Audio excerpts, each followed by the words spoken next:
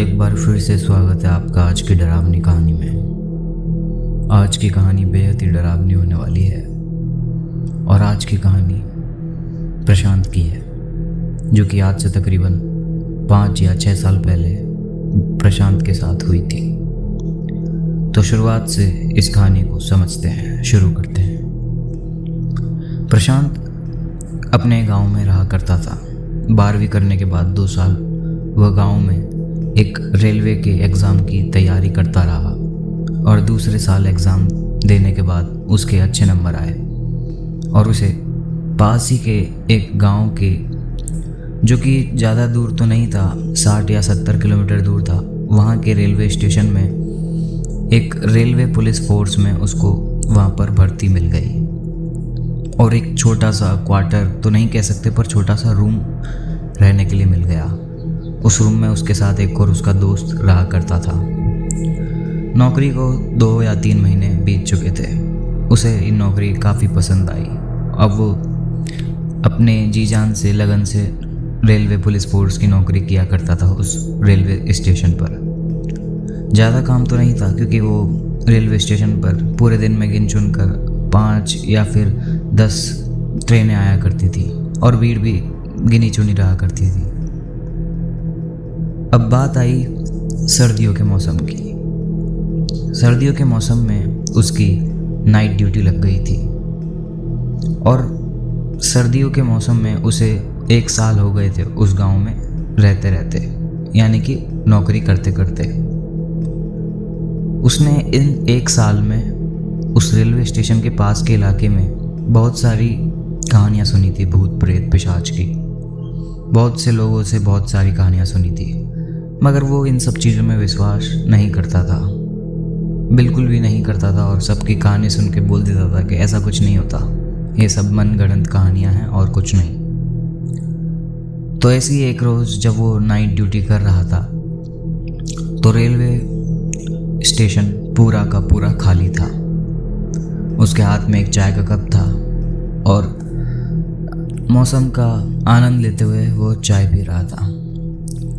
तभी उसे कहीं से आवाज़ आने लगी, मानो कोई रेलवे की पटरी पर कुछ बजा रहा हो। अक्सर हमने देखा होगा कि रेलवे की जो पटरियाँ रहती हैं वो काफ़ी लंबी रहती हैं, लोहे की रहती हैं। उसमें अगर दूर से भी कोई कुछ बजाए तो हमें सुनाई देता है, और वैसे भी रात का समय तो हो ही रहा था।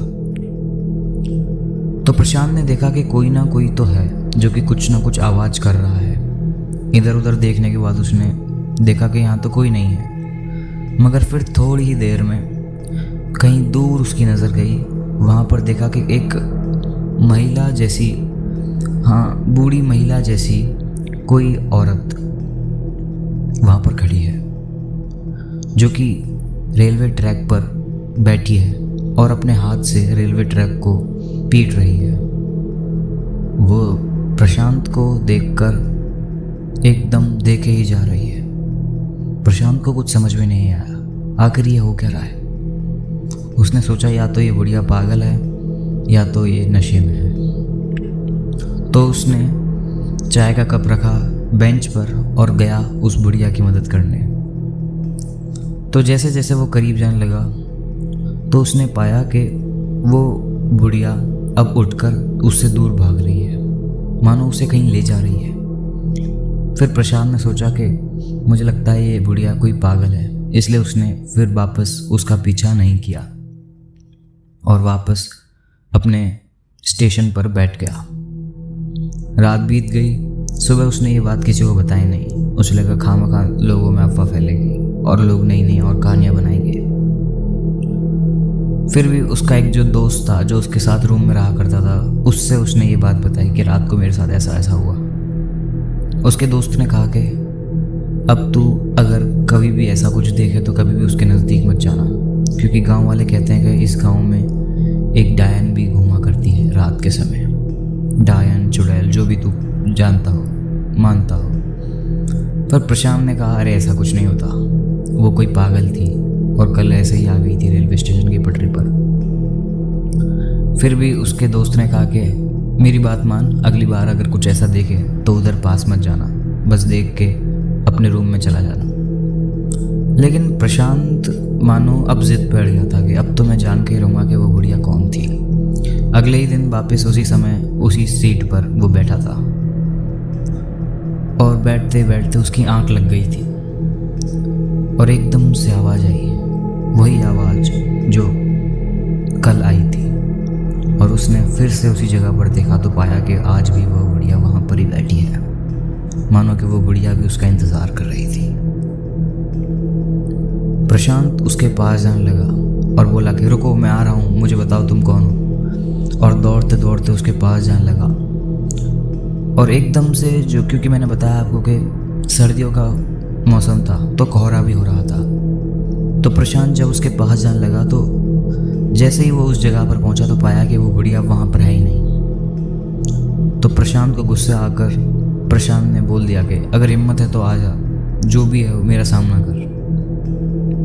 ये कहने के बाद प्रशांत अपने रूम में सोने चला गया। रात के तकरीबन 3 या 2 बज रहे होंगे। प्रशांत का रूम लॉक था। उसका जो दोस्त था वो कभी कभार ड्रिंक कर लिया करता था, तो आज वो ड्रिंक करके जब अपने रूम में सोने आया तो देखता है कि रूम लॉक है। तो वो 2-3 बार गेट को बजाता है पर कोई अंदर से आवाज़ नहीं आती है। फिर थोड़ी देर बाहर इंतज़ार करता है तो उसे अंदर से धीरे धीरे एक आवाज़ आती है, मानो कोई अंदर कुछ गिन रहा हो धीरे धीरे। 1, 2, 3, 4,000, 5,000, 6,000। वो गिनती रुकती ही नहीं है क्योंकि उसका दोस्त शराबी था, पीकर आया था, तो वो ज़्यादा ध्यान नहीं देता है। फिर वो उधर ही बाहर लेट कर सो जाता है। सुबह उठते ही वहाँ पर पुलिस आई होती है और देखती है कि अंदर उस रूम के अंदर जहाँ पर प्रशांत सो रहा था, प्रशांत का खून हो चुका है। अब प्रशांत नहीं रहा। और ताज्जुब की बात ये थी कि प्रशांत के सर से सारे बाल उखाड़ लिए गए थे, वो भी एक साथ नहीं, एक एक करके। फिर प्रशांत के दोस्त को याद आया कि कल मैंने जो आवाज़ सुनी थी कोई गिनने की, वो शायद यही थी। प्रशांत के दोस्त समझ गया कि प्रशांत को उस डायन ने मार दिया है। तो ये थी आज की डरावनी कहानी प्रशांत की। अक्सर हम जोश जोश में कुछ ऐसा कर जाते हैं जो हमें नहीं करना चाहिए था। कभी कभार दिमाग की भी सुन लेनी चाहिए, और ऐसा ही उसने प्रशांत ने किया, चुनौती दे दी डायन को। खैर, आज की कहानी ये थी। ऐसी और कहानियों के लिए हमारे साथ बने रहिए और कमेंट करके ज़रूर बताएं आज की कहानी कैसी थी।